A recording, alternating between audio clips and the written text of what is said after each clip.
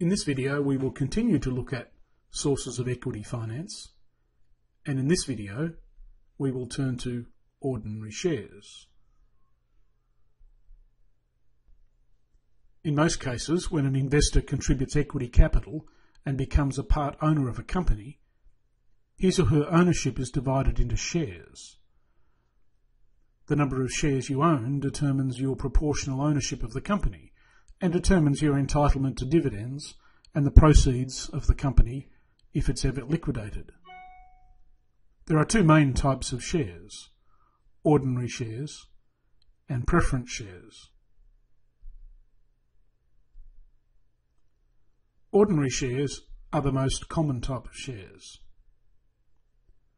Ordinary shareholders have the right to vote at the annual general meeting. They don't typically exercise day-to-day control over the business. They appoint a board of directors who are responsible for the management of the firm, and they in turn employ managers. Shareholders also get to vote on major decisions, such as merging with, taking over, or being taken over by another company.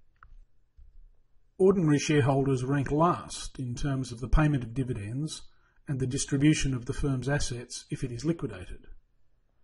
Debt holders and preference shareholders get their money first. This means that the returns to ordinary shareholders are highly variable. They might get a lot or nothing at all. The main advantage of dividends over other sources of finance is that dividends don't have to be paid if there is no money to pay them, whereas interest payments must be paid to debt holders, and it is expected that preference dividends will always be paid. The disadvantage is that, because of the risks associated with investing in ordinary shares, shareholders require a high rate of return to compensate them for that risk, making this the most expensive source of finance.